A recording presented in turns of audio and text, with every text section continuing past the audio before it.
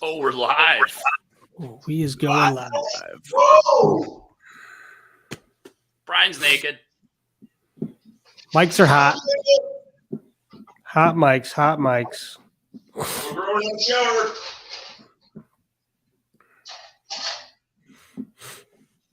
Aren't we all?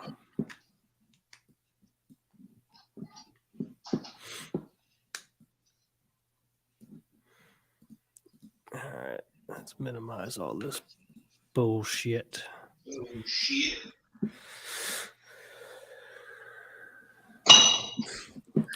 What's up, boys? How was the weekend? For some reason, my right earphone's not working. Give me a sec. It stinks. This is the smoothest opening that we've had with Brian. Figured out all the technology. Now I don't have any clothes on. Yeah, Brian, no, Brian, I did have somebody text me after the Sheehan podcast and be like, I can't believe that dude was 38. I thought he was closer to 50. That's awesome. I take pride in that. Had to be the glasses. Probably. I'd actually take them off yesterday. I was getting a headache.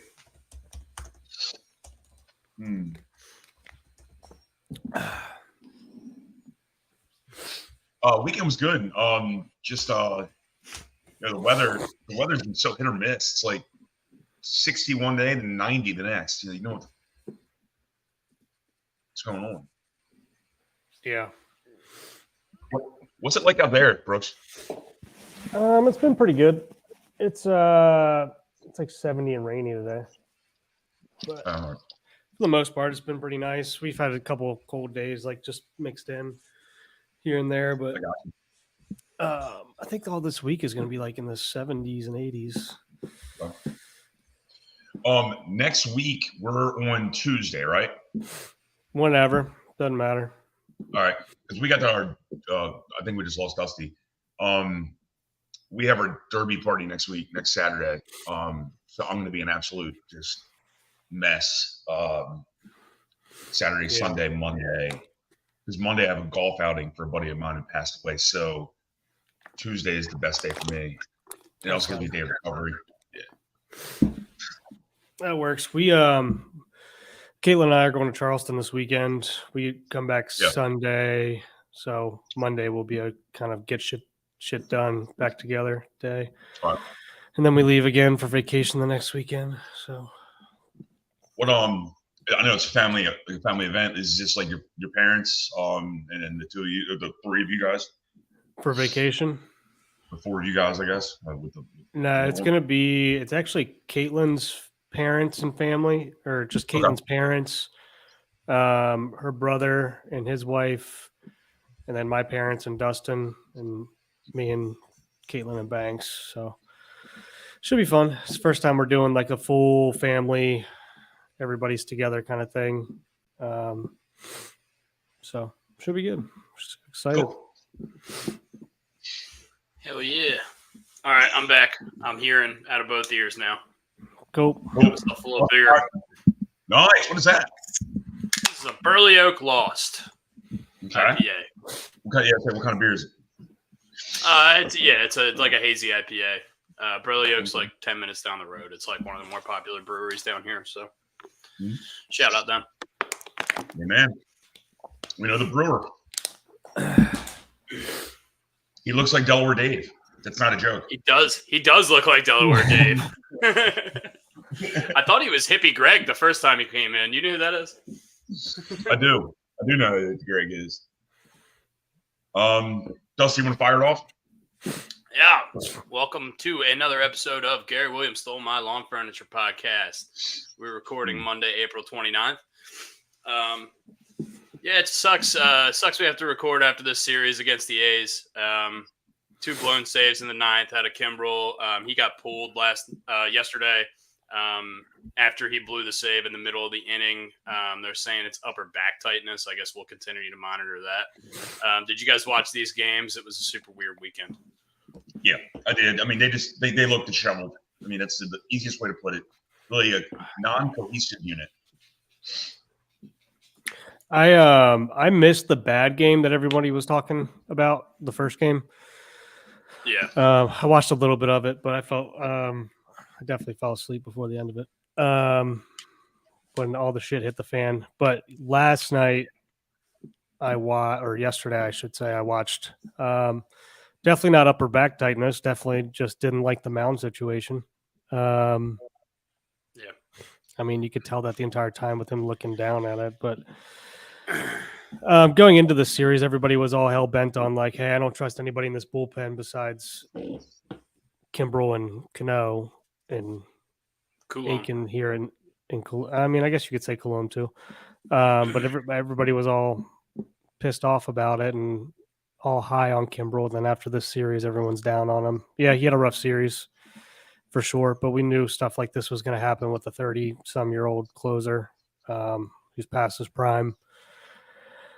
And we knew we were throwing a Band-Aid on what we lost. I mean, nothing's going to be as good as Batista. So yeah, hopefully he figures it out. Hopefully, I mean, the good news is we have a lot of reinforcements coming back, and there's just not enough rotation spots. So these guys are going to be helping out in the bullpen as well, which is a overworked bullpen as it is. And Kimbrel's overworked as well.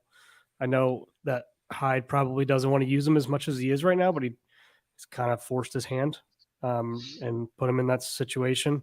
So I don't know. What else you guys think? Can Cologne not have a blue glove? It's bad juju. I mean, I'm sorry. It's a curse. It's a hack.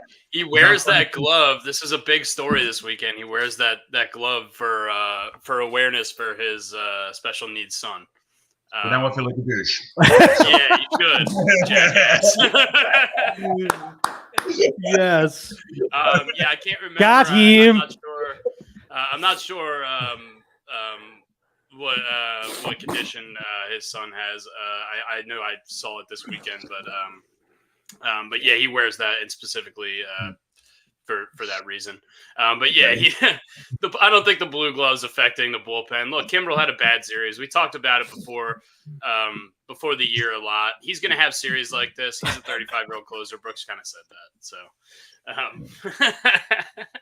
Well, now I'm a supporter of the blue glove now. Don't take it off. Don't take it off. I do want to talk about, on a positive note, though, Gunnar Henderson is just fucking torching the ball right now. His last 15 games, he's 21 out of 63 at the plate, 6 home runs, 14 RBIs. He's got over 1,000 OPS. He's stealing some bases. He's playing great defense. He's having the MVP caliber start to the season that we all hoped he could. What have you guys seen from him specifically? Well, there's nothing specific other than he's just smoking the ball. I mean, he's making hard contact every single time he touches it. Now, Dusty, I got a question for you because you're more the betting guy. Have you looked at any MVP odds? Way too early to get into this conversation, but is he up there in the top 3 or 4? I have. He is currently at number 4. Let me pull it up. He is currently at number 4. He is 6-1. I think Betts is probably favorite, 12 to right? 15 to 1. So yeah, right now he's at 6-1. I think Trout is ahead of him. I think Soto is ahead of him. And then I think Bobby Witt Jr. might be ahead of him as of right now. Other than that, he's right up there. Wasn't Mookie favored recently? Mookie's favored in the National League, yeah, for sure. Yeah, baseball, you always have to remember that there's 2 MVPs, not just one. So yeah, I'm pulling it up as we speak. Sorry. It's all good. I mean, he just looks locked in every single at bat, no matter lefty, righty. It doesn't matter, and you can even tell there's while there are still some swing and misses, when he does swing and miss, he's so pissed off at himself, and then the next pitch he just freaking hammers the ball, even if it's an out or a hard line drive. It's still he's making solid contact almost every time. I love it. I know they have analytics for everything, like hard hit percentage or whatever the hell it's called. I mean, he's got to be at the top. Yeah. Hey, remember this offense that we were all bitching about that wasn't doing very good? I think we're number 1. I think we're number 1 in everything right now. Just about. Yeah. I mean, the lineup is loaded. Just another series that just tells us, look, the team needs are some steady bullpen arms and maybe another starter. But look, we're going to talk about it in a minute. We've got reinforcements coming. Bradish coming straight back to the O's. Doesn't have any more rehab starts to make. His last rehab start in the minors, 5 innings, 5 hits, 1 run, 6 strikeouts. He threw almost 80 pitches. John Means yesterday or 2 days ago in AAA Norfolk threw 7 innings, a 1-hit ball, had 8 strikeouts, threw almost 100 pitches. So our guys are getting ready to come back. I mean, if we can get together a rotation where Dean Kramer is our number 5, then I'm very excited about that prospect. And then move Suarez, move Irvin back to the bullpen, where they can be a little bit more comfortable, I think. Well, also but after Irvin's last couple starts, yeah. Also Tyler Wells. I mean, Tyler Wells, whenever he gets back, depending on, I mean, they still haven't. They've been kind of quiet about what's going on there because I don't think he's even started to throw yet. But I mean, whenever he comes back, whatever Means is going to do, I mean, really, you can just interchange a couple of these guys. And right now, honestly, if you look at the ERAs, Kramer's the worst out of all of them, which is good news. But yeah, I mean, there's going to be bullpen reinforcements just out of just lack of spots. So, and also 1 month is not a good sample size to know what you have in the bullpen quite yet. Just especially since they've been so overworked. Same thing with the beginning of last year; they were so overworked, and everybody was up in arms at the beginning of last season. Once these starters are starting to go a little bit deeper, and hopefully we can start stranding a couple more runners on base when they come in. But I think when we get towards the middle of the season, that's when it's going to come down to, like, should we make a move for somebody for relief? We'll have a better picture of what the bullpen's actually going to be, especially if they're not getting as taxed as they are right now. So we'll see here soon. I don't think it's time to start making rash decisions quite yet. I think they're still trying to figure it out. 4-game set at home against the Yankees. This is the biggest series of the season so far. They are a full game ahead of us at 19-10. We're 17-10. But we could flip that tonight with the win. Grayson's on the mound against Clark Schmidt. He's one of their top young guys. He's 2-0 with a 3.5 ERA thus far this season. Tomorrow night, Dean Kramer versus Nestor Cortez. Wednesday night, we have Corbin Burns versus Luis Gil, who's another young stud they have. And then Thursday, Carlos Rodon is pitching for the Yankees. We don't know who's pitching for the Orioles. Could be Kyle Bradish, could be Cole Irvin, could be newly found ace Albert Suarez. I have a couple other suggestions. Scott Erickson and Kevin Miller from the rundown. Yeah, I thought about Jeremy Guthrie too. I wasn't sure. So if we could get a start from Bedard in there, that'd be great. Scott Erickson. Delaware Dave tells a great Kevin Millwood story when all, like, the young guys were coming up. I'm blanking on some of the names right now, but like Kevin Gossman and that, like, young pitching rotation, they all came with the Nacho Mamas, and they were all trying to split the check. And he said Kevin Millwood walked up to the bar. He goes, and Kevin Millwood's wife was there. He goes, "I'm trying to get laid tonight. I want a double vodka soda." And then he goes, "Don't let these kids pay this stupid check." He pulls a knot of money out and just throws it in the bar. I love that. How long was he in Oriole? Maybe like a year or two. It wasn't long, right? Yeah. Yeah. Big son of a gun, man. I remember seeing him. He was broad. Big country. Yeah. I mean, look, we dropped a shitty series to the Orioles or to the A's. They're a bad team.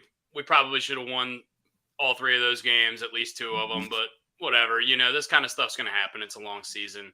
And at the end of the day, I joked before the season started that the A's are going to be the worst team in baseball history. They still have professional baseball players playing. It's not like we're playing a minor league team. So, well, looks like it's going to be the White Sox now.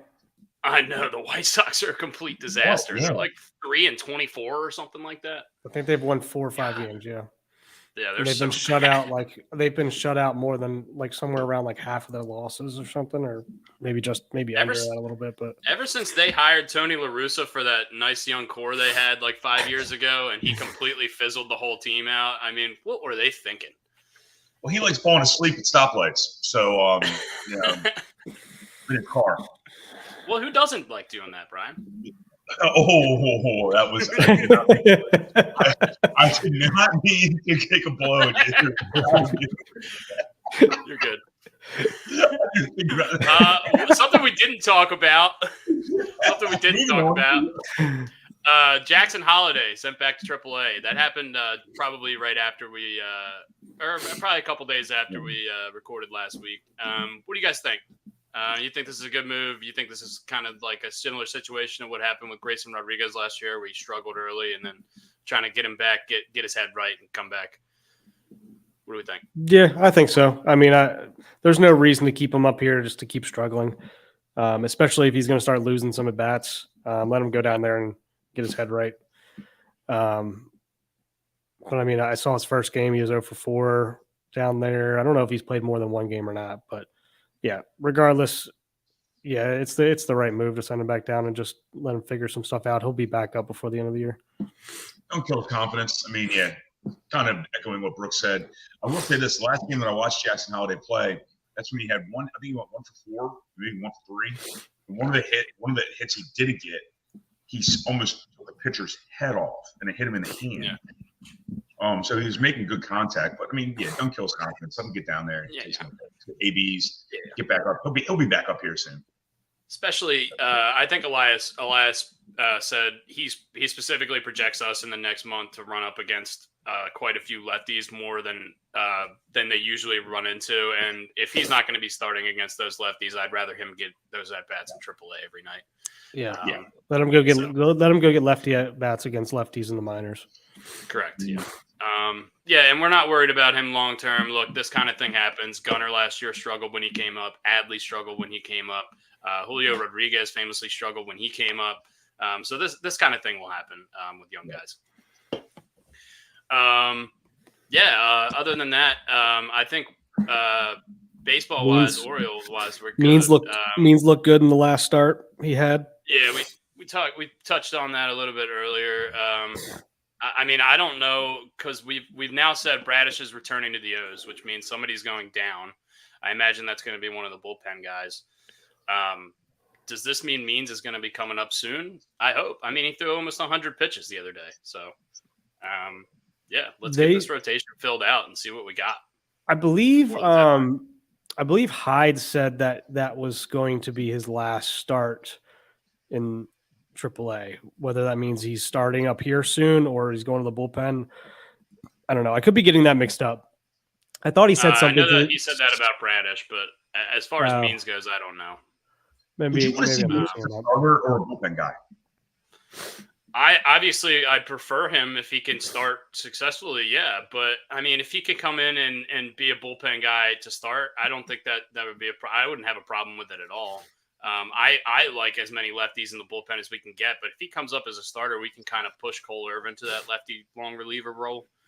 So I'd prefer to see Means as a starter. Yeah, I'm interested to see what they're gonna do. This will be interesting to see if they just keep Cole Irvin there and kind of ride the hot hand since he's been pitching well, or let Means start in the bullpen. I mean, it's going to be interesting. I'm not really sure what Hyde is going to do here. I could see Suarez going to the pen. Yeah, I can see that as well. He specifically wants to be a starter, so I don't think he'll necessarily be happy about that. But also, he's a guy who didn't pitch in the big leagues for 8 years, and we got him on a vet minimum deal from whatever Korean baseball team he was playing for. So he doesn't really have that much of a say, you know? Yeah, okay. You go to the bullpen. You want to be in the show, or do you want to go to side cam? Right? Yeah. Figure it out. And I don't want to put words in his mouth. Maybe he will be open to that kind of move. But they've been pretty open about the fact that he wanted to come back as a starter. Yeah, that'll be interesting. I'm excited to see what they do with it. Yeah. 4-game set against the Yanks. Let's take 3 out of 4. Let's take 3 out of 4, baby. They start tonight. We've had an inordinate amount of a lot of home games. I mean, I feel like we're going to be on the road for like a month. Yeah, this kind of thing happened. I feel like, remember last year at the very end of the season, we played like 5 straight series against like the top 5 seeds in the major leagues or something, in the American League or something like that. Yeah. I feel like we're going to have one of those stretches in the middle of the summer. It's going to be brutal. But I mean, look, we just gotta take as many W's from the Yankees as we can right now, and it's a long season. We'll keep grinding, get Kimbrel back healthy and confident, hopefully. Yeah, I mean, I'm not even like, as a baseball fan, as an Orioles fan, I'm not even looking at the standings yet. After the All-Star break, that's when I'll start looking at, how many games back are what we need to do. Right now, it's about team building. How are we coming together? How are we congealing? That's what I'm looking at, not standings. I mean, just going back real quick to something we were touching on earlier. Top 5 American League MVP odds now, as of right now. Juan Soto is 3-1. Bobby Witt Jr. is 4-1. Gunnar Henderson is 6-1. Mike Trout is 8-1, and Yordan Alvarez is 15-1. Adley Rutschman actually 20-1 as well. He's putting together a pretty good start to his season. I think he's hitting over 300 with like 4 homers. His power's starting to come around. So like to see 2 Orioles in the top 10 there. It looks like we're going to have 3 or 4 All-Stars. I mean, and obviously way too early to start predicting the shit, but it looks like we have 3 or 4 All-Stars on this roster. Yeah, if not more. I mean, those two I just mentioned, Corbin Burns, Jordan Westberg could get a nod. Colton Cowser could get a nod. Yeah, I mean, we have a lot of guys starting off the season hot. So Mountie, yeah, Mounty's. Palmer was talking about this on the pretty broadcast. quiet. Mounty's pretty so quiet. underratedly. He's so underratedly good defensively. He's gotten so much better defensively. It's incredible to watch. The last 3 years, the strides he's made defensively, I've been really impressed. That's a good point. I mean, a lot of people do not talk about his defense whatsoever, and he does a great job. He hits the ball very well at first base.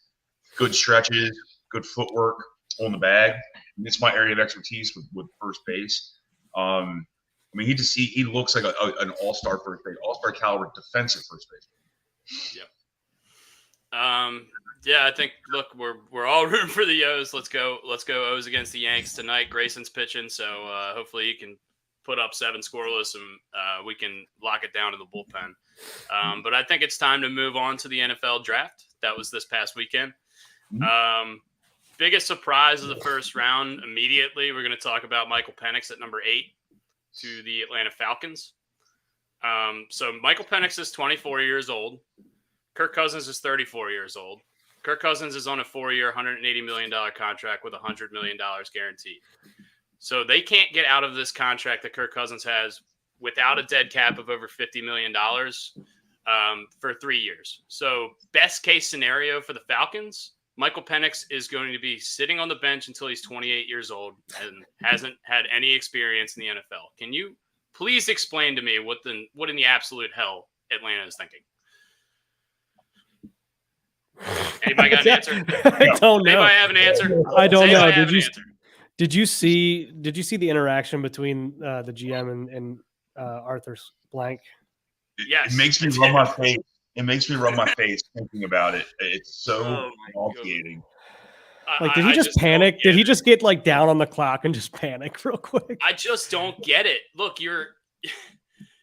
I understand you want to build for the future, and look, if you have pick 29, or if you have a pick in the second round and you want to make this pick, great. You love Michael Penix, but guess what? You already hitched your wagon to Kirk Cousins, so you don't have the luxury of making this pick. The last 4 first-round picks they've had were Drake London, Bijan Robinson, and Kyle Pitts, who have all underperformed because they were not utilized properly in the offense. So now you want to build a team with 2 starting quarterbacks as your top 2 assets on the team. I don't understand it. You can't play 2 of them at once. When was this GM hired? I have no idea. 2 or 3 years ago. Yeah. 2 or 3 years ago. Yeah, he played with the Saints under Mickey Loomis. I'll say this. What they basically are saying is that Kirk Cousins can get us to a certain point, but can't get us over the hump. And they believe that Michael Penix can win them a Super Bowl. So they're like, okay, we can probably get to like maybe an NFC Championship game, but we can't win the Super Bowl. That's what I'm reading, because they're thinking they're not going to be able to pick high for the next couple of years and get a quarterback. So they're looking for the future.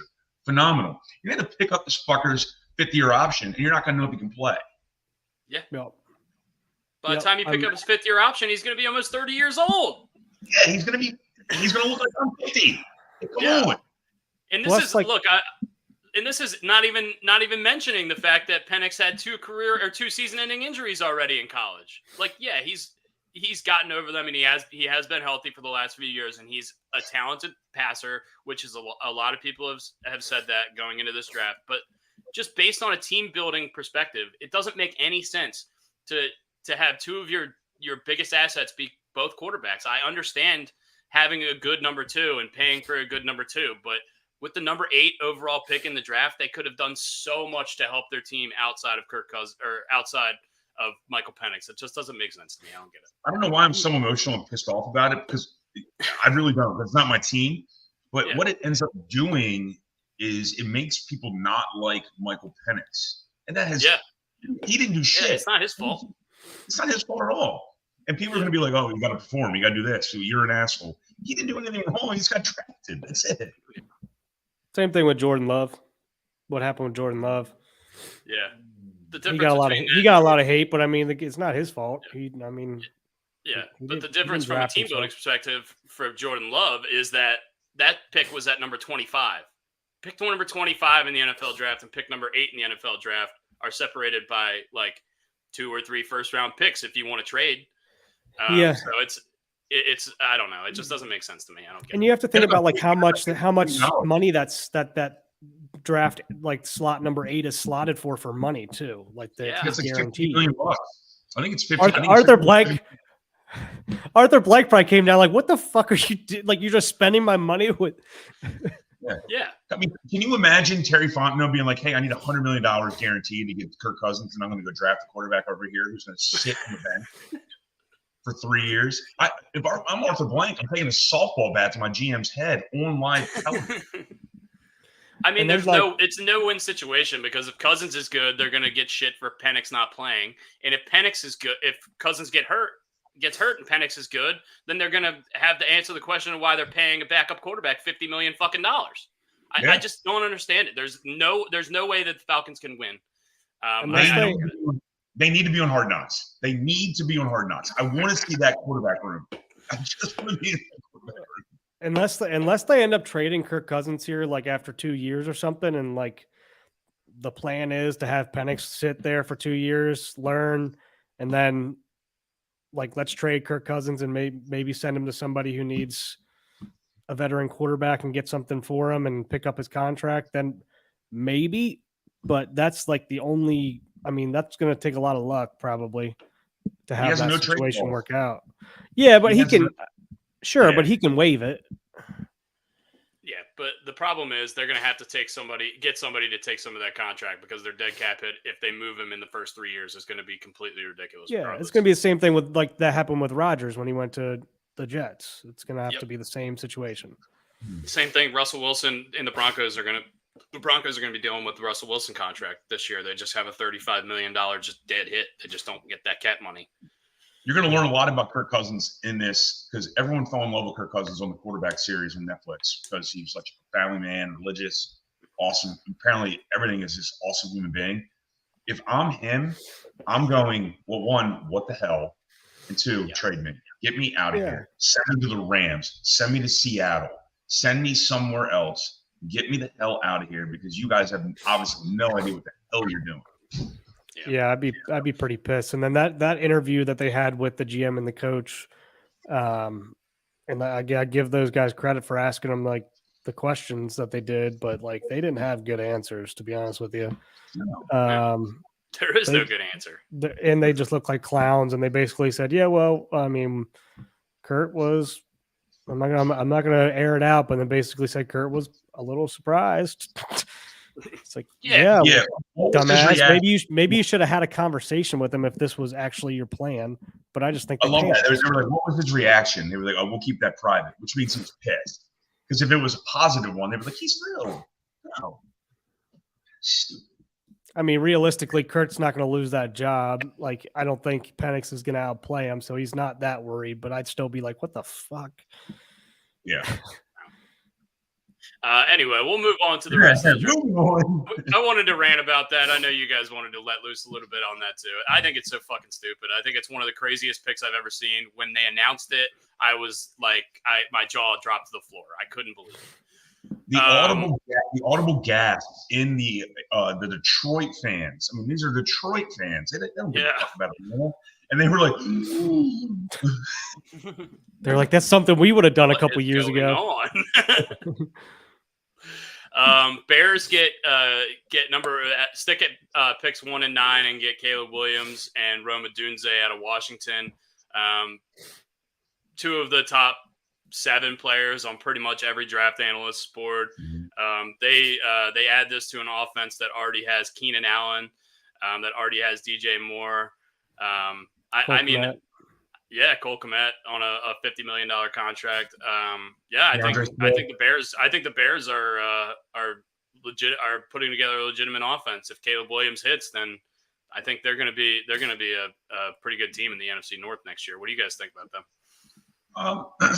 I'm very, very lukewarm on Caleb Williams.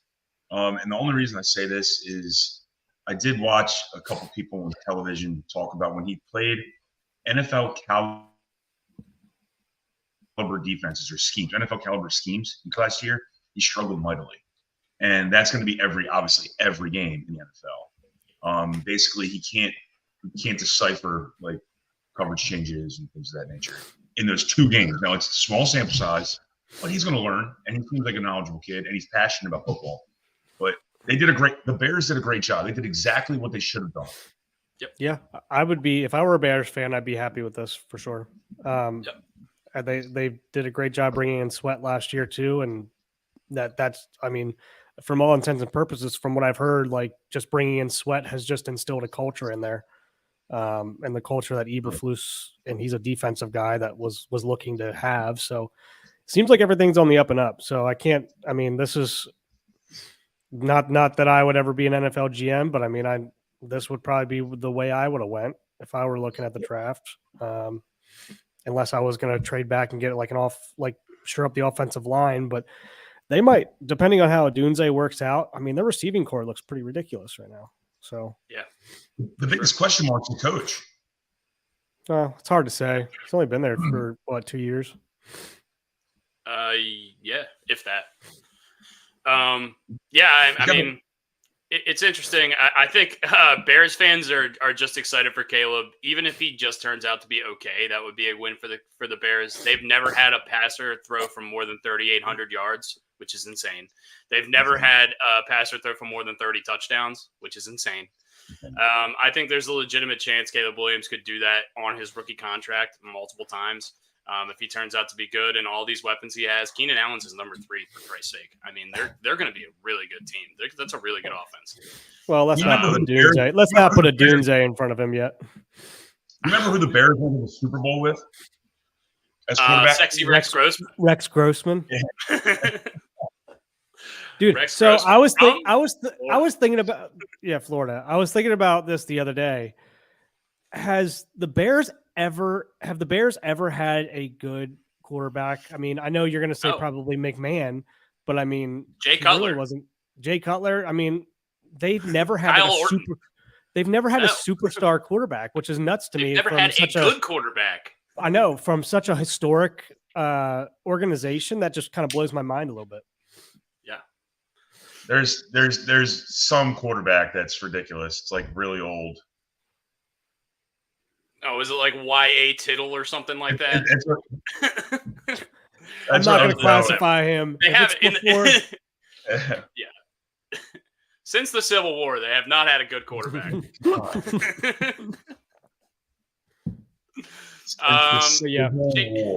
Jaden Daniels goes at number 2 to DC to the Commodores. New England gets Drake May at 3. They stick and pick at 3. A lot of people had him at number 1 on their draft board. Brian, what do you got? You're raising your hand. Sid Luckman. There's your Bears quarterback of all time. Sid Luckman. Household name, Sid Luckman. is the best quarterback in the history. Know exactly who that is. Yeah. Sorry, guys. Yeah. Keep going, Dustin. Keep going. No, you're good. You're really showing your age. Yeah. I think the biggest story is the six quarterbacks in the first 12 picks, which is an NFL draft record by a mile. J.J. McCarthy also goes to the Vikings at number 10. Broncos get Bo Nix at number 12. First defensive player drafted not until number 15, which I think the previous record was number 12. Do you think this is a good trend? Do you think this is just the happenstance based on how the draft fell, the talent in the draft? What do you guys think? Brooks, go ahead, Bob. From everything that I watched, it just seemed like there was just a ton more. There's a lot better offensive players than there were defensive players. I mean, I think they set the record for most offensive players drafted in the first round as well, just total. But I mean, it's not going to always work out this way. I think it's just the way it worked out. And then a lot of times when people get on like these trains of like a receiver goes and then another receiver goes, and I feel like the team after that's like the team after that, or our team's going to try to trade up and be like, all right, fuck, receivers are starting to fly. Let's trade up and get the guy we want, or let's take the guy we want. So I think it's just how the draft fell. I don't think this is going to be like the norm. I'm going to respectfully disagree with Brooks on this one. I think this is a trend that's going to continue. And the reason being is offense pays. I would not want to be a defensive player if I was a kid. You get fined, you get ejected from games, targeting. I think this is going to be something that you're going to continue to see. These athletes are going to be on the offensive side of the ball, not the defensive side of the ball. So I think this is going to be – the game is so geared toward offense now. Yep. Yeah, and they said there was a lack of like defensive end talent this year too, so that's probably a lot to do with it as well, because that's really the superstar position on the defensive side. So yeah, if you're going to take a defensive player in the top 10, it's going to be a crazy freak interior pass rusher or an edge rusher. For the most part, corners and safeties and linebackers do not get drafted that high. They're not valued. Those positions are not valued that high. Corners sometimes if it's like a stud, but I actually enjoyed the Byron Murphy pick. I agree. He looks like I'm not comparing him to Aaron Donald, but he's a smaller guy, but he's powerful as hell. And that interior pressure is almost as important as the edge pressure. Getting right in someone's face. Well, they're starting to get jump in pay too, like getting closer to defensive end pay too. So it's obviously becoming more important to these teams and coaches and stuff as well. So, yeah. I do want to mention quickly before we move off of the quarterbacks. I think I don't think necessarily that J.J. McCarthy is a great prospect. I do think that he fell into the best situation he possibly could have. As a 21-year-old guy, super young, doesn't have to start right away because they have Sam Darnold on a one-year contract. They have a good coach. He proved it. He has good offensive weapons. They have a good offensive line. I think this is best case scenario for a guy like McCarthy, who I think a lot of people comp to Brock Purdy, kind of a game manager, Alex Smith, not going to win you games, but not going to lose you games kind of guy. But look, a guy who's 21 years old, doesn't have to start right away, gets all these weapons. I think this is a great fit for him. Fun fact, and I agree with you with everything you just said there, Dusty. Fun fact, Bo Nix, shortest name ever drafted in the first round. 5 letters. Wow, look at that. That's crazy.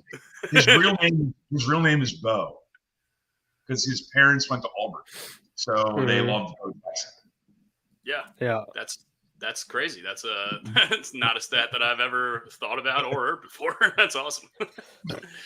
I mean, there was a big story Schefter put out about Sean Payton was going to turn in the pick for Patrick Mahomes at number 10 back in 2019 or whatever year it was. I can't remember when Mahomes got drafted, and then he couldn't get the guy because KC jumped him in the draft. Bo Nix is not fucking Patrick Mahomes. And if he turns out to be, then I'll eat crow for sure. I'll take 80 pies in the face. But this guy, he's 24 years old. He obviously got better for sure in college he got better. At Auburn, he was almost unwatchable. By the end of Oregon, he was one of the most accurate passers in college football, but he's not throwing down the field a ton. He's a smaller guy. I don't know if he's necessarily going to start for the Broncos right away. I guess we'll find out, but he's 24, so they might give him a shot. I can't remember if they have any other options there other than Zach Wilson, who they just traded for, who's also not great. But yeah, I don't know. Did you guys take anything from this pick? No. No, I was surprised. I was surprised to hear how much Sean Payton liked him from watching him and doing his research. But I mean, that's why they get paid the big bucks, I guess. But yeah, I mean, I don't have a ton to say about it, but I just that I was surprised by how much he loved him. And this is Sean Payton's all in. This is right now. You have your team. This is you. If you screw it up, the Walmart people are going to kick you to the curb. They don't give a damn. They made more money during this podcast to fire you and not worry about your contract. It's true. It's true. It is. So they don't give a shit. And so this is your team. You rock and fire, and let's see what you got. This is going to see if you're a genius. Yep. Yeah. I do want to mention the first defensive player that did go off the board, Leatu Latu, edge out of UCLA, was forced to medically retire from football in 2020, 2021 due to like a nerve issue. He had nerve damage in his neck. And he kept on seeking different specialists, trying to get more opinions. And he found some treatment or some doctor who reevaluated him and cleared him to play. And in the last 2 years, he's been the best edge rush prospect in football.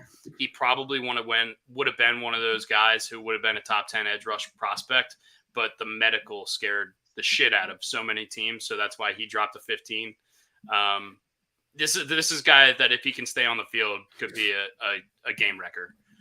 This is pretty funny that the Colts people in India are a little bit up in arms about it. It's just kind of funny that they drafted him with like the issues that he has or had when they straight up cut Peyton Manning for the same kind of issue. Yeah. But I mean, I'm sure they know a lot more medically now and blah, blah, blah. So, but that's just, you just hear the old school Colts people out here. If you don't know, I live in Indianapolis now. So if you're listening, but yeah, they seem a lot of people here. I mean, I saw people on Facebook that I'm friends with from Indy saying like fire Ryan Ballard right now or Chris Ballard right now. Yeah. I mean, look, he's a freak. He's a freak athlete. He's a super stud. I mean, these guys with medicals coming out of college are always super scary for NFL teams. But sometimes you got to take a chance on the athlete, and they're picking at number 15. It's not like they're picking in the top 10. So they have the flexibility to kind of make this kind of decision. And also in the second round, they picked Adonai Mitchell out of Texas, who's also another freak athlete who I think could be a big hit for them. So I just kind of like the Colts draft. I love the Colts GM coming out and just saying what he said. I mean, there's expletives all over this damn interview. Dude, he doesn't hold back. Yeah. Well, I'm sure Irsay fucking loves him. Yeah. Him and Irsay are probably two peas. Seven wide receivers taken in the first round too. Who's your favorite receiver out of this draft? I mean, so there was a clear-cut top three: Marvin Harrison, Malik Neighbors, and Rome Odunze. A lot of people comp Odunze to like a Devontae Adams type guy, really good route runner, really good at the catch point. Malik Neighbors is just a crazy, like, freak athlete, can create separation from any corner, can run away from any corner. And Marvin Harrison is just kind of a conglomerate of everything. He's just good at everything across the board, with the exception of vertically, he's elite, I would say. So that's why he was the number one receiver taken. I would say of the three, definitely Harrison is the most complete receiver prospect based on everything I've heard and seen. But I wouldn't be surprised if Neighbors or Odunze put up video game type numbers in their rookie contracts either.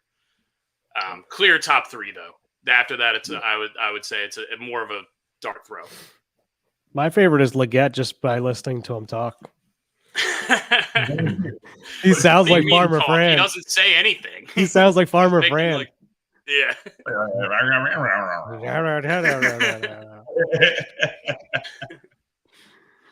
I do want to talk about the Ravens. Yeah. Sorry, Brooks. Go ahead. No, go ahead.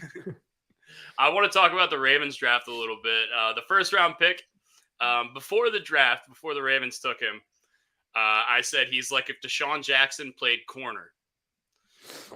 He's tiny. He's super fast, crazy great feet, but he's not going to be tackling. He's going to be making a lot of business decisions out there, letting people kind of go past him in the first couple years. But he's 173 pounds, which by NFL standards is a fucking pipsqueak.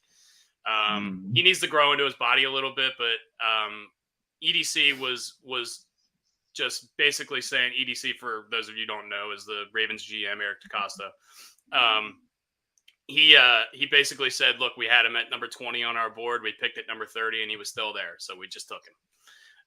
That's what they do. They take best player available. I think they did it later in the draft. In the second round, we got this tackle out of Washington. Hasn't allowed a sack in the last 2 years. He's 6'5", 308. He's going to be our right tackle start this year. Well, that was a need. Yeah, absolutely. We draft for need. Go ahead, Brian. I really love the tackle pick. And the reason I like the tackle pick is because he was the tackle for Penix. Penix is a lefty. So he was legitimately, in this instance, he was the left tackle. He was protecting the blind side. He was the blind side guy. Yep. So, I mean, you basically got a left tackle, but at right tackle, if that makes any sense. Yep. And after Stanley plays his 65% of whatever snaps he plays this year, and we get rid of his contract, he can move over to left tackle maybe next year. We'll see how that goes. But I like getting plug-and-play starters in the second round, especially on the offensive line, especially in a place where we desperately need starting help. Can I also say, Washington University, or University of Washington, had a great draft. I want to say a lot of studs. 8 to 10 players went, and I think they went back-to-back Washington players at one point in the first round. Yeah. It was Penix and Adunze. Yeah. Yep. Penix and Adunze went 8 and 9. Yeah. I love this too, just because offensive line is the highest percentage of those players to hit in the draft out of any other position in there. Yeah. And the worst is wide receiver. Yeah. And most of the big time wide receivers that we see that have been getting these big time contracts recently and that are some of the best in the league are not first round picks. So, I am more than happy taking wide receivers later on in the draft, especially with a deeper draft class for wide receiver, as they say. We'll see how that actually ends up panning out here in the future, but yeah, I love the pick. It was a need, and if it was their best available, I mean, that just lines up perfectly. Also think it was pretty interesting that we took a center later on. I'm just assuming he's probably not going to play center since we probably have one of the best, if not the best center in the league right now. But yeah, it's I mean, worst case scenario, he's a 7th round pick. If he turns out to be a backup, I think that's a valuable pick. He was a guy from Michigan. It's the first time the Ravens have ever drafted a player out of Michigan State, by the way, which is crazy. I couldn't believe that. But yeah, 7th round center, Nick Samak. He missed last year because he broke his leg or something like that. But before that, he had started like 33 straight games for Michigan State. So good plug and play backup if we ever need him. Or he's going to slide. He's going to slide to guard maybe. Who knows? Real quick, we'll go through the rest of the draft. We got an outside linebacker, edge rusher, Adisa Isaac out of Penn State. I can't stand Penn State, but we have taken some good athletes out of Penn State in the past. He's close friends with Odafe Owe, who actually helped recruit him to Penn State, who's one of our big-time edge rushers now. 6'4", 250, so good size, good length for the position. He outperformed Chop Robinson, who went in the first round to the Dolphins, who was the other edge rusher who got drafted from Penn State. He had more sacks, more pressures, doesn't profile as quite the athlete that Chop Robinson does. That's why he slid down the board. And once again, a lot of people thought he was a great round 2 kind of guy, and we got him in round 3 at the very end of round 3. So this is just Beautiful. What the Ravens do. Those guys who are sliding down the board and are the best available for like 20 straight picks in a row, we're just going to take them. That's what we're going to do. And usually it works out. Penn Same thing. If Penn State's got all these freaking edge rushers, why does their defense suck? Why don't they win more? Their defense doesn't suck. Their offense sucks. James Franklin, what the fuck are you doing then, man? I mean, you got all these great defensive players. Get a goddamn quarterback. All right, just win a game. It's hard. It's hard to win. I love it. I love watching the Penn State fans get really excited for them to get into the top 10 when they're 5-0 every year, and then they lose 3 straight games to Michigan and Ohio State and some bullshit team because they don't care. Wear all your white shit and who cares, and then you get smoked by Ohio State. I love it. It's great. Keep doing it. Keep doing it all you want, James Franklin. Keep losing. Go 10-2 every year. Love it. TJ Tampa. A lot of people thought he could be a second, third round kind of guy, 6 foot, 195, but he ran slow. He didn't have a good combine, so he kind of fell down the board. We got him in the late part of the 4th round. He's another corner, could move back to safety, versatile dude. And this dude, Ted Walker from North Carolina, was Drake May's favorite target. He's 6'1", 195, ran a 4.36 40, which is real fast for that size, and he has a vertical over 40 inches. He's super raw, but he's got real big upside, so I like taking a shot on him. He's probably going to be like our number 4 or 5 receiver. Yeah. So not going to be as much. Steve Smith Sr. was really, really high on this kid. He really gave him some high praise about how he works. So I'm coming from Steve Smith, Ice Up son, coming from him, who was a hard worker. I appreciate it. It puts a little bit behind it.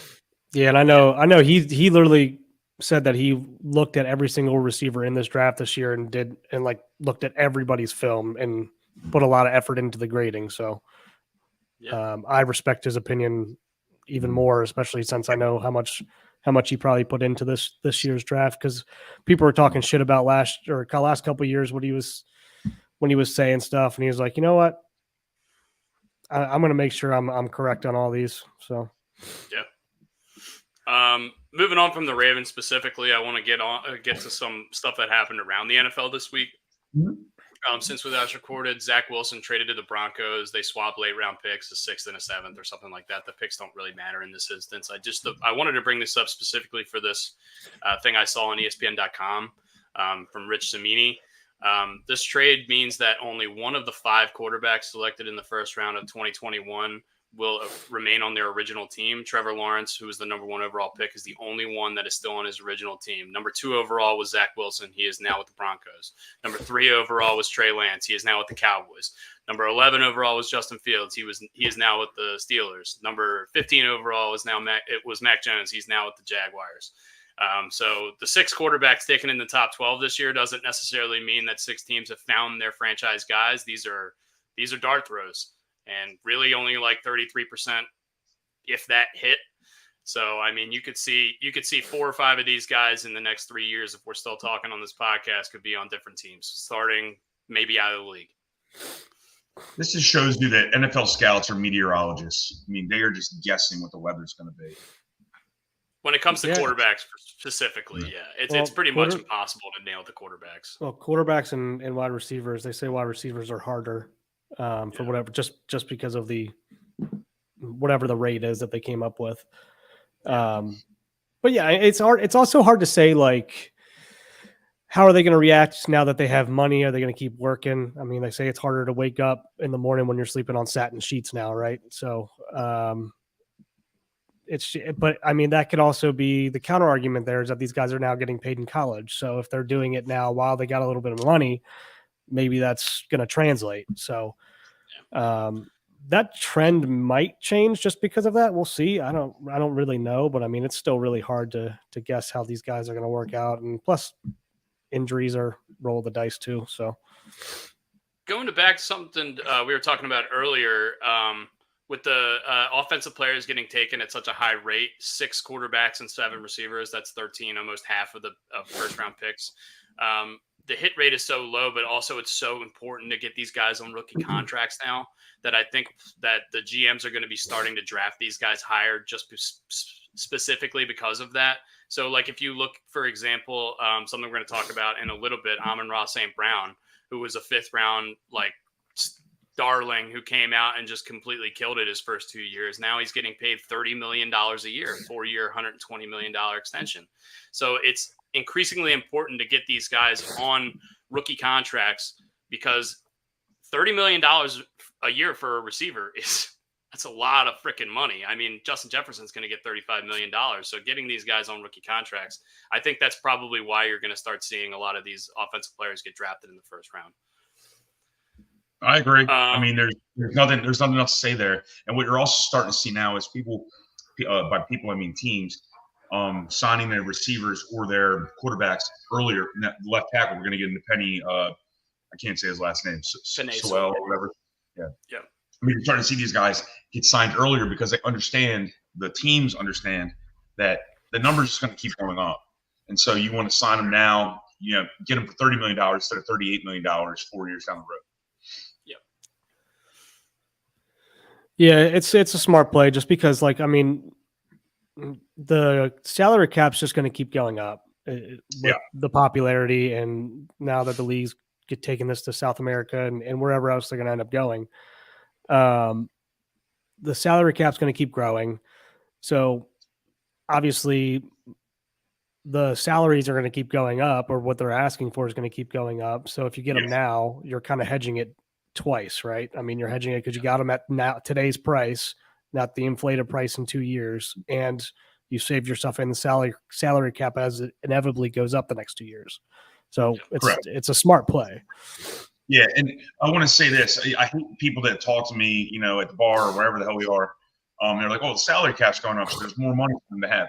These agents are not fucking stupid, so they're going to be like, "Okay, you still get it's going to go percentage of the salary cap. It should be 18% of your salary. I'm making up a random number. These agents are going to come and go, okay, I don't give a damn that your salary cap went up $27 million from last year. I want a higher rate for my player now because you have more money to spend. Yeah, I mean, if they're paying, go ahead, sorry, No, you go ahead. I was going to say, like, so random number, right? If whatever X position is making right now, like the highest paid X position is making, say, 10% of the salary cap, whatever like, I'm just making up numbers because I don't know them off the top of my head. I mean, obviously, if it's going to be 10% with a higher salary cap, that number goes up. I mean, simple math, right?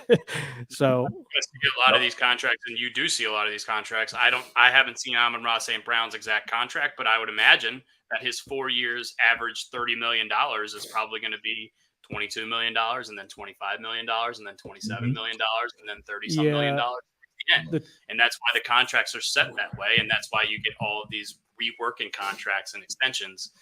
Yeah, they said the third year, I think, is the big year. I think is what I heard. So, for example, right now, as of recording, Lamar Jackson's third year of his extension, he's going to be costing us $65 million against the salary cap. Obviously, they're going to rework that. Yeah. And that's going to be something different. But like if we actually had to eat $65 million for one player out of the $275 million available salary cap, that's almost 25% of the cap, or if not more. I can't do the math in my head. Probably is 25%. So yeah, it's going to be, the contracts are just going to keep getting more lucrative, and you're just going to have to start realizing that a $35 million a year contract is what a $20 million a year contract used to be, just because there's such an influx of money coming into all these leagues. Yeah, and they're just all going to get reworked too. I mean, you look, if San Francisco ends up reworking this deal or working this deal out with Ayuk, I mean, they've already paid Debo. They're just gonna have to start restructuring around it. So I mean, basically, it's probably taking longer right now is because they have to go to all these other guys and say, hey, if we sign, like, do you want Ayuk on your team? I need to restructure you and give you. I mean, who's not going to want to take cash right now, right? They didn't draft that wide receiver because they want to keep Ayuk and Debo. Yeah, one of them's getting something, or it's a leverage play. It's a leverage play for them to go into the room and be like, hey, we drafted this young kid who's on a rookie contract. We're going to ship you to Seattle. Yeah. Like if you want to play ball, we can play ball and we can have the best receiver room on the planet, or you can leave and this guy can replace you. Yeah. A couple other things I want to get to real quick. Talia Tagovailoa, Tua's brother, who played quarterback at Maryland, signed as an undrafted free agent with Seattle Seahawks. He's going to participate in the rookie camp. They already have Geno Smith and Sam Howell, so unless they're planning on keeping 3 quarterbacks on the roster, I don't think he's going to be making that much noise. But I did want to mention it. Did want to mention it because he's a hometown guy. He's dirt. Zeke Elliott, as of this morning, has signed a deal with the Cowboys. I think it's a 1-year deal, so he's going to be reuniting with the Cowboys after his one-year stint. I think it was just 1 year with New England. Obviously, the Cowboys lost Tony Pollard. They signed Royce Freeman, but other than that, they pretty much have no running back depth on the roster. Ezekiel Elliott knows the place, knows the culture, knows the playbook already, so he's a plug-and-play guy. I'd love to know what this contract ends up being. I still haven't seen anything it's on it. It's probably not going to be much based on running back like history. What, $8 million? If that. I would bet 4 million probably. Yeah, I was going to go there 4. Okay. Bengals defensive end Trey Hendrickson asked for a trade. He's the second Bengals player this offseason to ask for a trade after T. Higgins did earlier this year. The GM has come out and said that Trey Hendrickson will be a Bengal this year, but we know from past history that any GM is just saying whatever they're going to say. Who knows if he's going to end up staying, but it seems like not a lot of people want to be Bengals right now. What the hell is going on there? Cincinnati. What the hell you think? I mean, it stinks. It stinks. They had to pay Joe Burrow. Yeah. And their chili sucks. You give it to you with noodles. Yeah, fuck Skyline. It's actually just spaghetti. It's not actually chili. Yeah, pretty much. I don't want cinnamon in my chili. Eagles extended after last week. We talked about they extended Devontae Smith for 3 years, 75. They gave AJ Brown another extension, 3 years, 96. Just next man up. He wants to be the highest paid player in the league, so he's just going to keep getting extended until he keeps that title, I guess. $84 million is guaranteed, so a ton of this contract, like 90% of it, is guaranteed. He's a huge part of their offense. I understand it. He's a freak athlete, but they're paying their 2 receivers now $50 million. They're paying Jalen Hurts $50 million. That's a year. It seems like they're paying 3 guys 60% of their salary cap. So we'll see how this works out for them. But they draft so well and they develop talent really well. So I'm not worried about them as from a franchise perspective. Do you have any thought? You guys have any thoughts on them? No, I kind of going off that. I want to compliment the Eagles. Brooks, do you want to say something on this topic before we move on? Nope. No. All right.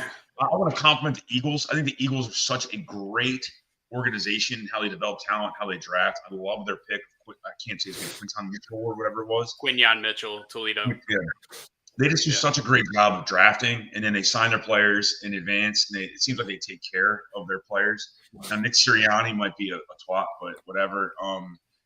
They just do a great – Howie Roseman, they do such a good job of running an organization. They remind me a lot of the Ravens.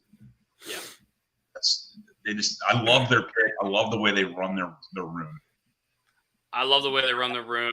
I think they had a real big struggle last year because they lost after their Super Bowl run where they lost to the Chiefs 2 years ago. They lost both their offensive and defensive coordinators, got head coaching jobs elsewhere.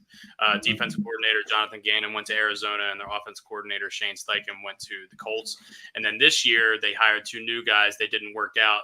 Both of them got fired. Oh, we lost Brooksy. That's all right. So both of their offensive defensive coordinators got fired. They're having their 3rd new offense, their 3rd new defense installed in 3 years, which I can't imagine is great. But the fact that from a personnel perspective, I think Howie Roseman does a really good job. Does a really good job with them. And they took Georgia's offense or defensive line and moved it to Philadelphia. That's what they did. 100%. Yeah, they took Keely Ringo and they took Nolan Smith too. They got linebackers, they got corners, they got everyone.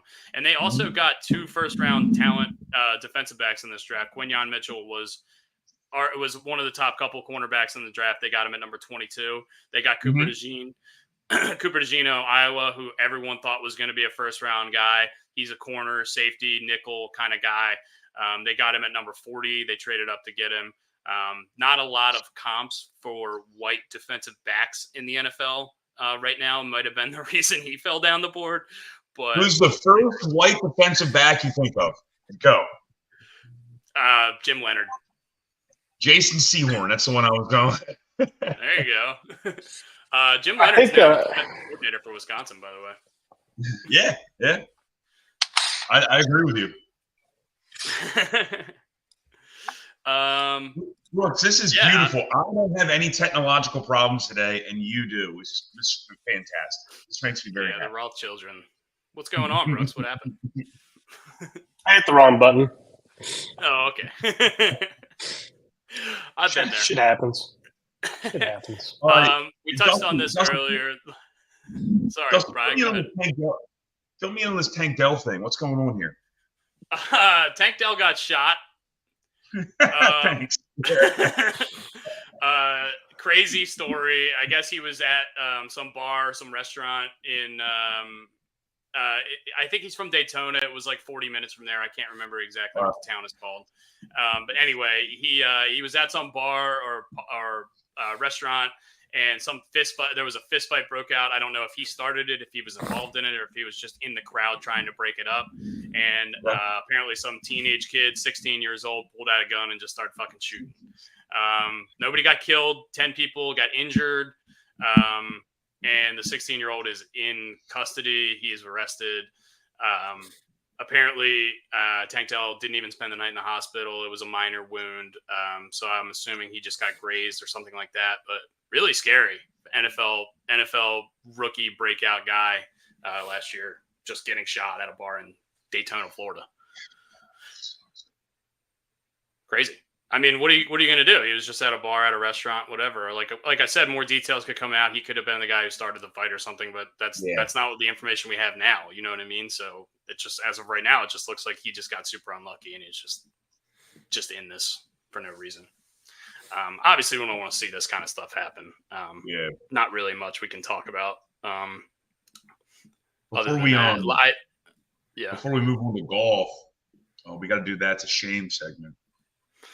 Oh, that's a shame. I saw Anthony Rendon is going to be on the long-term injured list now because his hamstring is hurting him too much. That's a shame. That is a shame. The capital season. Goodbye. That's a shame. Oh yeah.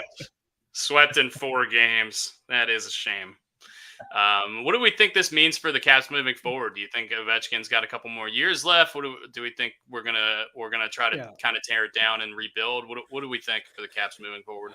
Ovi's already said that he's playing the rest of his contract and that's it. So he's basically got 2 years left. So plenty of time for him to break the record and be done. Yeah, I don't know the contract situations of a bunch of these guys, so I can't speak knowledgeably on anything. But if I was running the organization, it's time to break down and restart. You need to do it sooner rather than later. Yeah.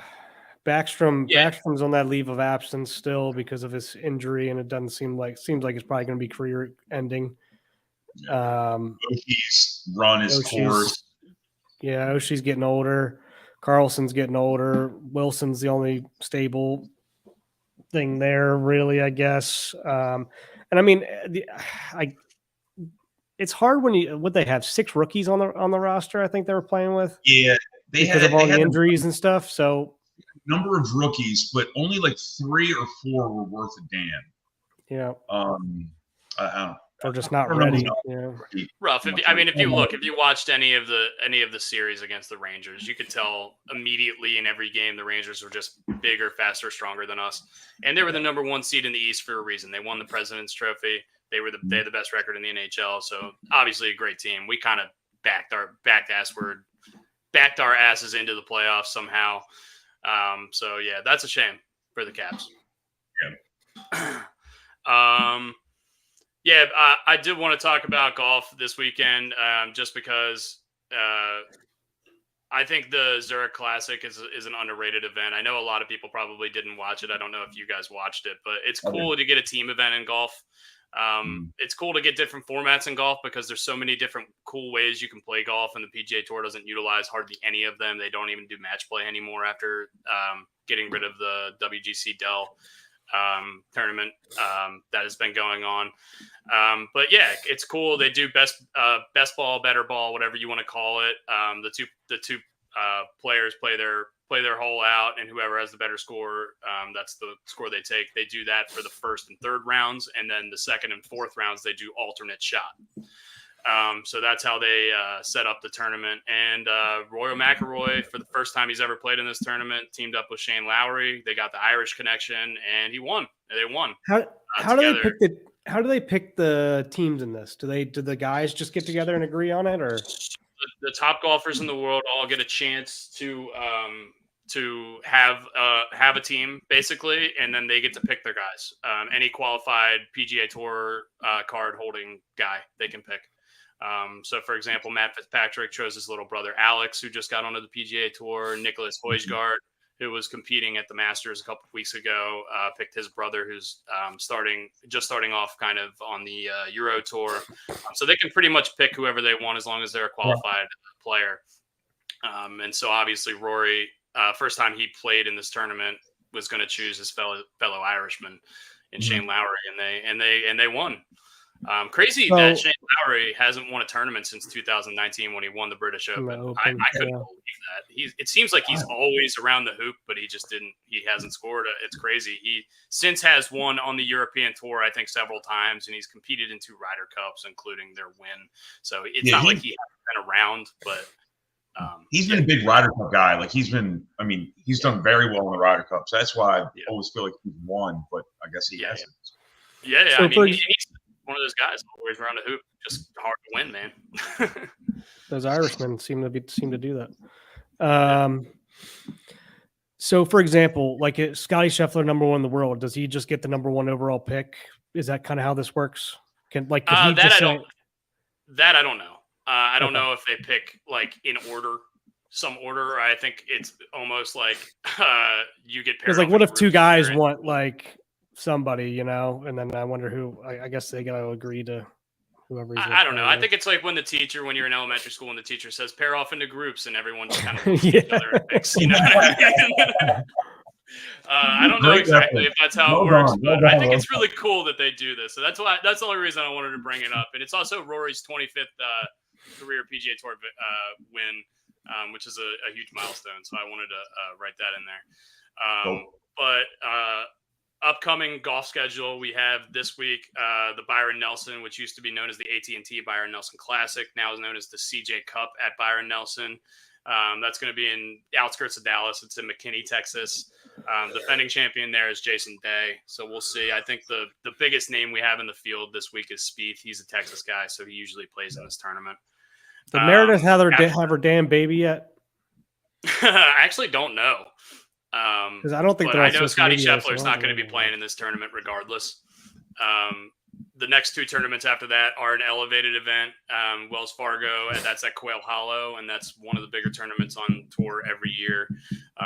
Wyndham Clark won that last year, right before he won the U.S. Open. And then the week after that is Valhalla, Louisville, Kentucky, the PGA Championship, and the defending champion there is Brooks Koepka. And we're going to see if Koepka can continue to just completely dominate the PGA Championship. We're going to see if Jordan Spieth can win his Grand Slam. That's the only one he's never won. So yeah, this week the Byron Nelson, not a huge tournament, but the next 2 weeks after that, huge golf tournaments coming up. Yeah, I have in the other stuff, Caps get swept by the Rangers. We already discussed that. Reggie Bush gets his Heisman back. What do we think about this, guys? I love it. I absolutely love it. And apparently, one of the coaches that was at USC at the same time Reggie Bush was there, they have emails, and apparently the NCAA said some malicious stuff against both Reggie Bush and this coach. I can't remember. It was like a running backs coach or something like that. So Reggie Bush at all time, throughout this entire process, knew he was getting his Heisman back. And it just seems like the NCAA is an absolute worthless organization. Oh, yeah. Terrible. They seem to do that on a regular basis. They seem to make an ass out of themselves on a regular basis. So, Yeah, Good for them. Good for him. Good for the NCAA for finally doing something good. Yeah. Reggie Bush is one of the most exciting players in the history of college football, and he absolutely deserves to have that marked down in history books. So and good give for Reggie USC Bush. give USC their wins back. Give Pete Carroll his wins back. Put the national title back. We all saw it. It happened. He took a loan and didn't pay back the loan guy. That's it. That's all he did. He didn't kill anybody. He just took a loan. That's it. Yeah.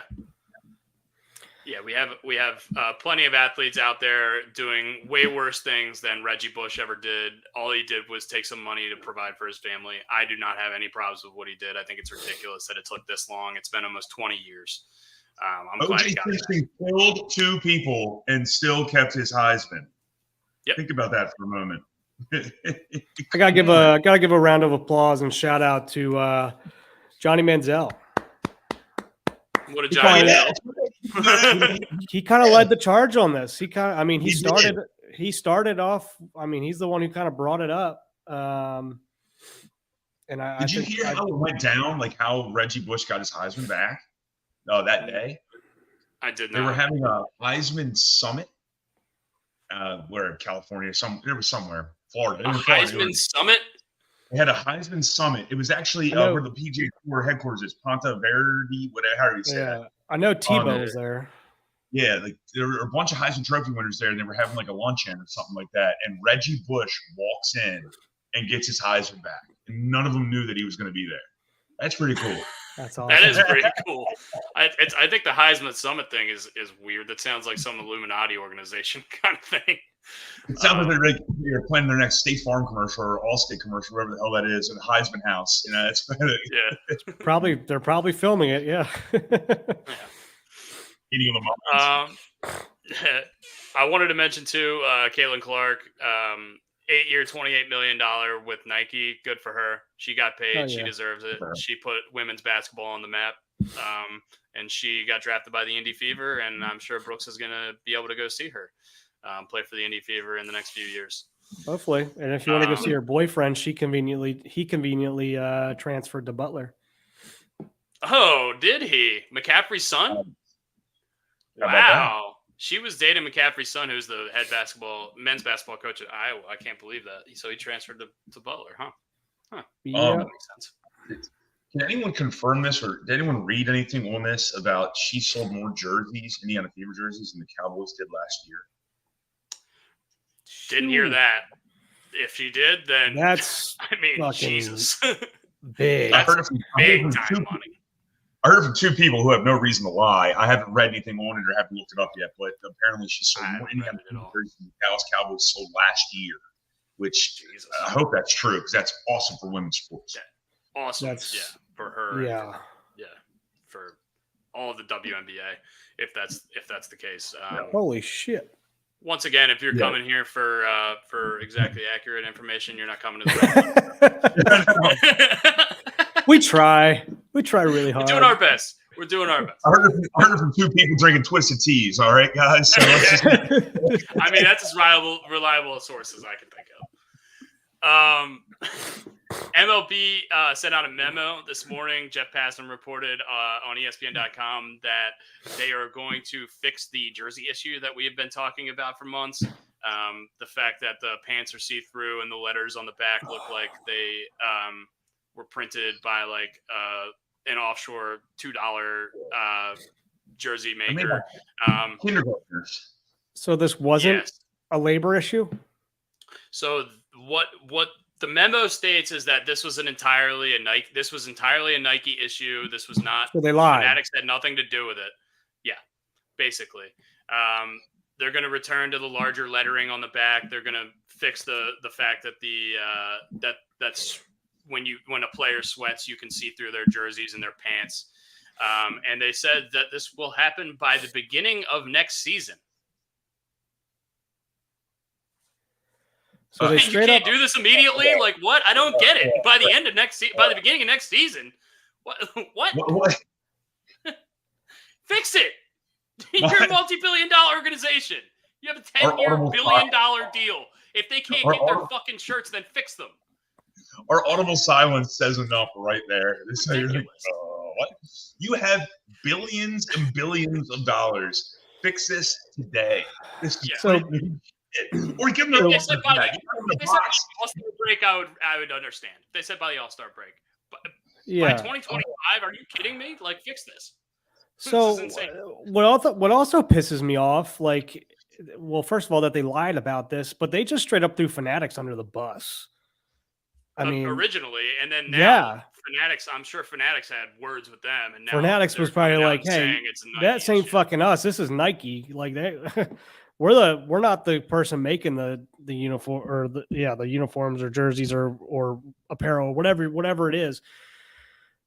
I will be fucking furious. I saw Bryce Harper wearing his old jersey from last year. Did he really? That's awesome. Yeah. If I'm a baseball player, I don't want anyone seeing the outline of my cock. You know, I want to be able to play comfortably. And this is just another indictment. And I hate to keep beating a dead horse. This is an indictment of Rob Manfred. Lock this shit down. You have such a good thing going with the game right now. You got a younger audience. I saw the demographic has changed by 6 years. And now you're going to do this stupid jersey shit? Come on. Yeah. So dumb. This is something that you, as the commissioner of baseball, need to have figured out. This is number one, the things that the players are wearing on their bodies, the things that say the team names that you're trying to sell. It just doesn't make sense to me that this happened. Oh, you mean those teams that make them all the money, that pay him his salary and everything else? Who gives a shit about them? Yeah, it sometimes feels like these organizations, these professional sports organizations, the PGA Tour, NCAA, don't want people to watch their product, which is how they make money. It just feels like that sometimes. I know it's not like that, but I mean, I can't believe that the decisions that are made, Dustin. I just don't. Made. I mean, so here's the thing: like, you start running across some of these people, like some of these people are just fucking dumb, and they're no smarter than me and you and Brian. No. Like, it's just you're making dumb fucking decisions and you're saying stupid shit. Like, and it's gonna happen. You're gonna fuck up. You just need to come out and own it. Yeah, 100%.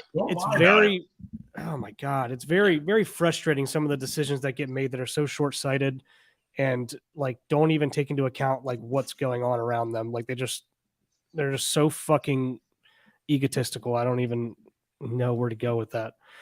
It pisses me off. They're penny smart and they're dollar dumb. It's our favorite sport. Three of us. It's three of us where our favorite sport is baseball, and they can never seem to get out of their own way. George Steinbrenner would probably walk into the commissioner's office and be like, "Manfred, come get your whooping," if he was still alive. So,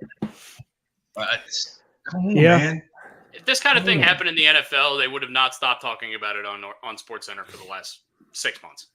Yeah. Well, yeah. The only thing they were talking about. They make a lot more money. They fixed it. Yeah, 100%. They make a lot more money, but it's not like it's not like MLB is not making money.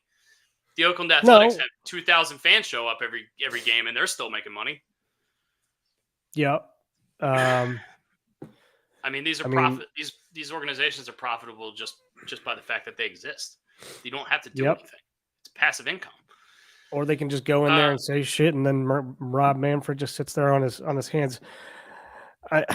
For somebody who's done such, and I say this all the time, I give him his flowers. He's done such a good job to change the game in the right direction. He's done such a bad job with other things too that, like, man, you could really be going down as like a great commissioner right now. But there's just so much shit that you do that pisses so many people off. That's so dumb that could so easily be avoided. We're talking about uniforms, for God's sakes. Like, just this is so stupid.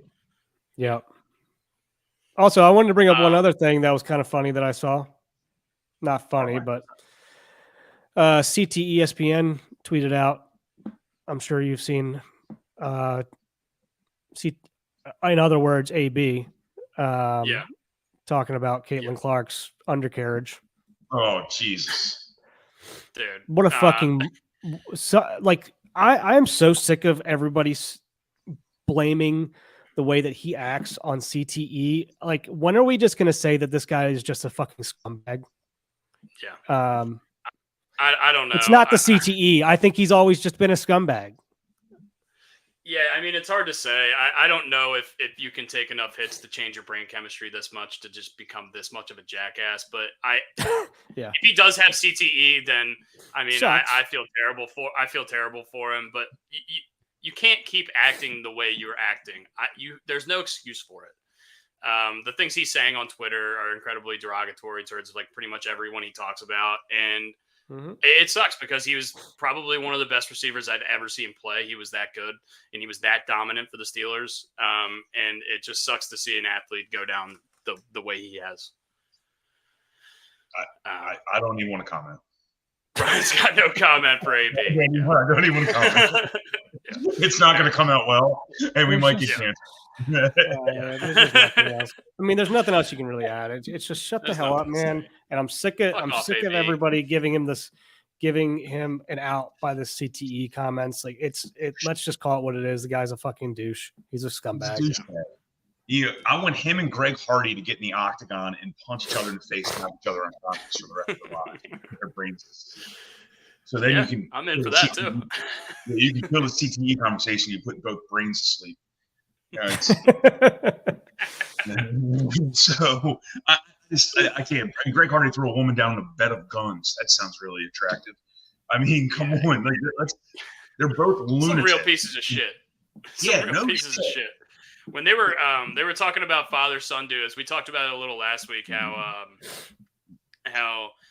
the NFL draft this year had a lot of second-generation players, and they were showing players that have been drafted in the first round, and their fathers were also drafted in the first round. And the first name that popped up was Kellen Winslow and Kellen Winslow Jr. And I was immediately like, "Please get Kellen Winslow Jr. off the screen.